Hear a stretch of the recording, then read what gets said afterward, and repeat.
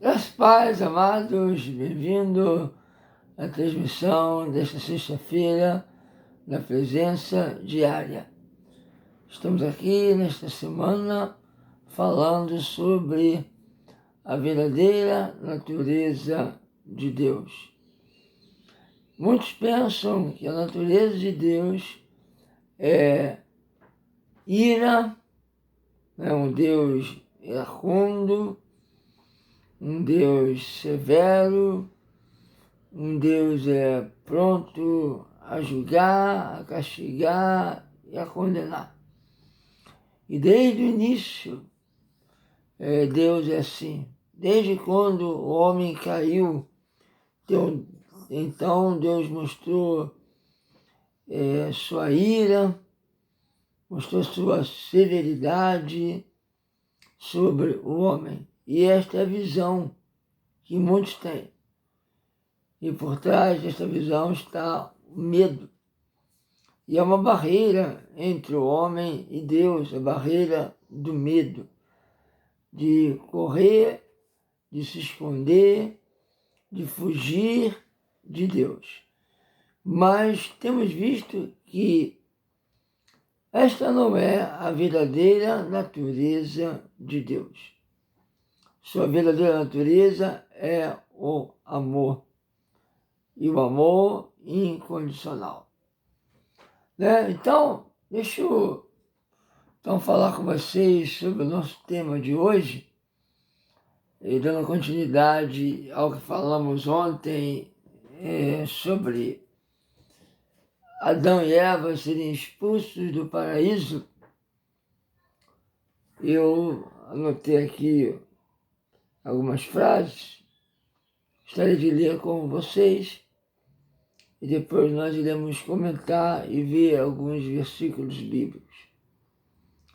Bem, a religião ensina que Deus lhe ama quando você é obediente, mas quando você não é obediente, quando você não é adorável, belo, Deus mostra repulsa e ira. Então, apenas ira e repulsa estão destinados a você, reservadas a você.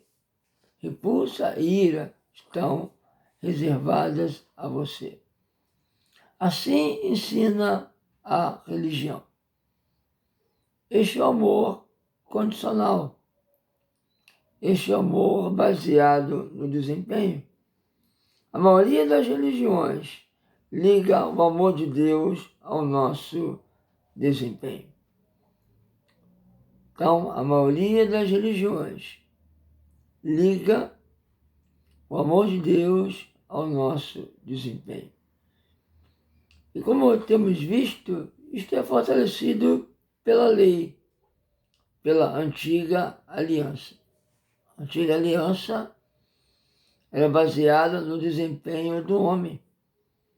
Eram as obras da lei, as boas obras do homem em guardar a lei.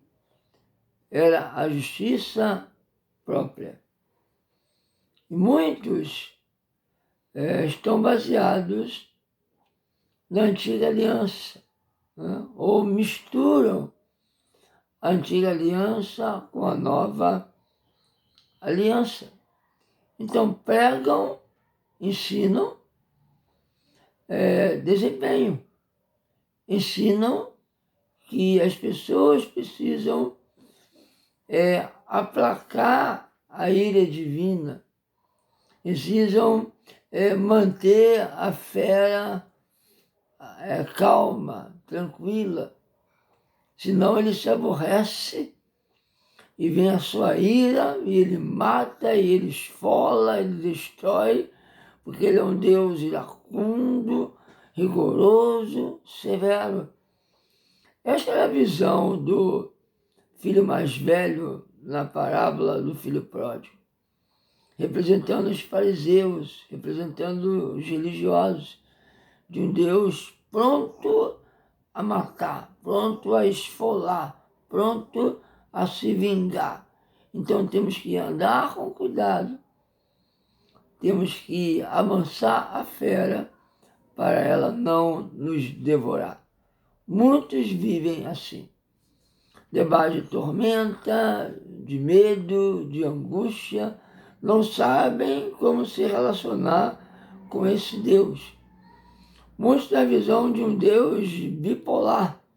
De repente ele pode mudar, de repente ele pode se voltar contra nós. Então tenhamos cuidado, muito medo de Deus. Ora, isso traz tormento, isso traz angústia, isso traz doença mental, doença emocional. Deus não é assim.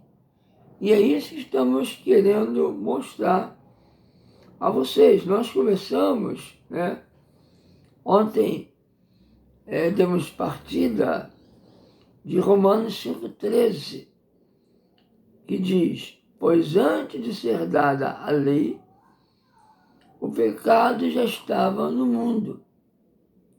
Mas o pecado não é levado em conta quando não existe lei. O pecado já estava no mundo antes da lei, a lei que foi dada por Moisés. Então, antes da lei dada por Moisés chegar, o pecado já estava no mundo. E ele diz, mas o pecado não é levado em conta quando não existe lei. Então, de Adão até Moisés, da era da inocência, da dispensação da inocência, até a dispensação da lei, Paulo diz que Deus não estava levando em conta o pecado. Porque se tivesse levando em conta o pecado, ele teria matado todo mundo. Porque todos pecaram e merecem a morte. Mas Paulo vai dizer no capítulo 3 de Romanos que Deus suportou o pecado dos homens, vai levando, aguentando com paciência, com longanimidade o pecado dos homens até que Jesus viesse. E em Jesus ele condenou, em Jesus ele exerceu a sua ira, sua justiça sobre todo pecado. Que palavra tremenda! Muitos não sabem disso. Muitos não enxergam desta maneira. E o que nós vimos ontem a respeito de Adão e Eva é que Deus não expulsou Adão e Eva do paraíso porque ele ficou irado com eles. Um Deus severo, um Deus irado, expulsou os profanos, pecadores de sua presença. Não. Nós vimos que Deus expulsou para que eles não comessem da árvore da vida e vivessem eternamente nesse estado de pecado, de corrupção, de maldição, de doença, de miséria, porque Deus tinha um plano melhor, Deus tinha a nova criação em Cristo. Então a morte veio porque eles caíram, eles se separaram da fonte da vida, caíram. Então a morte veio e a morte se torna uma bênção para eliminar este mal, para eliminar esta corrupção. E Deus salvaria os homens desta queda através da nova criação em Jesus. E os que rejeitassem a Deus, rejeitassem a misericórdia, a oferta, vão morrer, vão passar pela morte, vão morrer, para Deus eliminar de vez o pecado, a queda e a maldição. Mas hoje eu gostaria de adiantar e ver a situação de Caim e Abel. Então, nós vimos que Deus não expulsou Adão e Eva do jardim por ira, por raiva, por severidade, mas Ele expulsou por misericórdia e amor, para que eles não comessem da árvore da vida e vivessem para sempre naquele estado de queda e de pecado. Ora, em Gênesis capítulo 4, nós veremos que Deus continuou se relacionando com os homens, com a geração, com a descendência, com os filhos de Adão. Então, confirma o que Paulo disse em Romanos 5,13, que antes da lei o pecado não era imputado, aqui na versão NVI, que nós lemos hoje, mas o pecado não é levado em conta quando não existe lei. Não existe uma legislação, não existe lei, então não há pecado. O pecado não é levado em conta. Qual a lei que Adão recebeu? De não comer. A lei que recebeu foi essa. Ele comeu. Ele quebrou a lei, ele pecou. E ele foi expulso do paraíso para que não comesse da árvore da vida e continuasse em pecado e na queda. Então Deus foi misericordioso, porque Deus é amor. Desde o início, Ele é amor. A verdadeira natureza de Deus não é ira. A verdadeira natureza de Deus é amor. E Ele continuou, por amor, se relacionar com os homens. Não dera a lei ainda, a lei não havia sido dada. E Deus continuava. Então vamos ver. Gênesis 4, verso 3 diz, 3 ao 6. Passado algum tempo, Caim trouxe do fruto da terra uma oferta ao Senhor. Abel, por sua vez, trouxe as partes gordas das primeiras crias do seu rebanho. O Senhor aceitou com agrado Abel e sua oferta, mas não aceitou Caim e sua oferta. Por isso Caim se enfureceu e o seu rosto se transtornou. O Senhor disse a Caim: por que você está furioso? Por que se transtornou o seu rosto? Em Hebreus 11 diz que Abel ofereceu mais excelente oferta do que a de Caim. Por quê? Porque Abel ofereceu as primícias, né? As primeiras crias do seu rebanho, as primícias. Enquanto Caim deu uma oferta, Caim trouxe uma oferta. Então Deus rejeitou a oferta de Caim por causa de Caim fizeram aquilo não de coração, não de honra, já havia a natureza egocêntrica, pecaminosa. E o que nós vemos aqui, como Caim e Abel sabiam de sacrifício? Como Caim e Abel levaram um sacrifício de honra ao Senhor? Porque havia o quê? Comunhão de Deus com eles.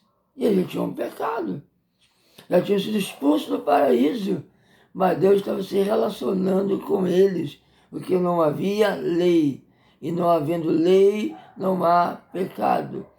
E o que Deus quer é comunhão com o homem, se relacionar com o homem. Veja bem que eles estavam familiarizados com Deus, que eles ouviam a voz de Deus. Deus falava com eles como no jardim. Toda tarde Deus vinha, falava com Adão em voz audível. Então eles continuavam a ouvir a voz do Senhor. Deus perguntou: por que você está furioso? Porque se transtornou o seu rosto. Veja que havia comunhão de Deus com o homem. E continuando o texto, diz: se você fizer o bem, não será aceito. Mas se não o fizer, saiba que o pecado o ameaça a porta. Ele deseja conquistá-lo, mas você deve dominá-lo. Como é que eles conheciam o pecado? Como é que eles conheciam quando alguma coisa estava errada? Quando Deus falava com eles, porque não havia lei. E quando Caim se entristeceu, ficou furioso, Deus chamou a atenção de Caim. Você não deve agir assim. E Deus falou para ele que aquilo era errado, aquilo era pecado. E ele deveria dominar. Você deve dominá-lo. Disse, porém, Caim a seu irmão Abel: vamos para o campo. Quando estavam lá, caiu, atacou seu irmão Abel e o matou. Então o Senhor perguntou a Caim: onde está seu irmão Abel? Respondeu ele: não sei, sou eu o responsável por meu irmão? Disse o Senhor: o que foi que você fez? Olha, Caim tinha acabado de matar Abel e ouviu a voz audível, e veja que ele não se espantou. Hoje, se nós ouvirmos a voz audível de Deus, hoje, se alguém matar uma pessoa, se nós matarmos a pessoa, metemos a faca na pessoa e vem a voz audível, o que você fez? Aí a gente vai esconder a faca e dizer, não fiz nada. Claro que não. E nós não estamos acostumados a ouvir a voz audível de Deus. Não há essa familiaridade com essa voz audível. Nós talvez a gente caia duro, caia morto pelo espanto da voz audível. Então aqui no texto nós vemos que Caim estava familiarizado com a voz de Deus, acostumado com a voz de Deus. Havia comunhão de Deus com eles. Por quê? Porque não havia lei, não havia pecado. E Deus não estava julgando o pecado. Mas vamos continuar a leitura. Disse o Senhor: o que foi que você fez? Escutei da terra o sangue do seu irmão, está clamando. Escute, da terra o sangue do seu irmão está clamando. Agora amaldiçoado é você pela terra que abriu a boca para receber da sua mão o sangue do seu irmão. Ora, Caim fez uma coisa terrível, foi o primeiro assassinato. E a terra, diz Deus, a terra responde a isso. A terra respondeu com maldição. Amaldiçoado é você pela terra, por causa do derramamento de sangue. Foi o primeiro assassinato. Ora, primeira vez que alguém morreu. Certamente Caim ia sentir isso. Certamente seria sentido pela própria terra e pela humanidade da época. Certamente. Mas Caim, como nós já falamos, ficou de uma certa forma tranquilo, pois está familiarizado com Deus. Quando você cultivar a terra, esta não lhe dará mais da sua força. Então veja as consequências do pecado. Aqui não estamos dizendo que Deus aceitou o pecado de Caim, concordou. Ou dizemos que Deus ama, essa natureza é amor. Não estamos dizendo que ele concorda com o pecado e aceita o pecado. Não, ele alerta as consequências terríveis do pecado. Ele alertou a Caim. A terra não vai ser mais sua amiga. A terra vai responder com maldição, esse grande mal que você fez. Você será um fugitivo, errante pelo mundo. Disse Caim ao Senhor: meu castigo é maior do que posso suportar. Hoje, se me expulsas desta terra e terei que me esconder da tua face, serei um fugitivo errante pelo mundo. E qualquer que me encontrar me matará. Então Caim ficou com medo. E como foi algo novo, foi o primeiro assassinato, certamente causaria um espanto aos outros. E ele ficou com medo da vingança. Mas veja a resposta do Senhor para com ele. Mas o Senhor lhe respondeu: não será assim. se alguém matar Caim, sofrerá 7 vezes a vingança. E o Senhor colocou em Caim um sinal, para que ninguém viesse a encontrá-lo ou matasse. Então Caim afastou-se da presença do Senhor e foi viver na terra de noite, a leste do Éden. Então, Caim se afastou da presença do Senhor. Por quê? Porque ele vivia na presença. E eles viviam na presença de Deus, mesmo tendo sido expulsos do paraíso. Então vemos que Deus é amor. Como Deus tratou Caim, com misericórdia. E diz, a terra, seja o teu pecado, terá consequência. A terra vai te responder mal, então eu vou para outra terra, porque aqui, essa terra, eu contaminei, eu manchei essa terra, matando meu irmão. Então, eu vou para outra terra, serei um fugitivo errante. E quem me encontrar e souber, vai querer me matar. E Deus colocou a marca em Caim. Deus protegeu Caim. Deus usou de misericórdia com Caim, assim como usou de misericórdia com Abraão. E chamou Abraão de meu amigo. E Abraão não era nenhum santo. Abraão cometeu pecados. Mas não havia lei. Não havia uma legislação. Então, se não há lei, não há pecado. O pecado vem quando a lei mostra, quando a lei revela, quando a lei se estabelece.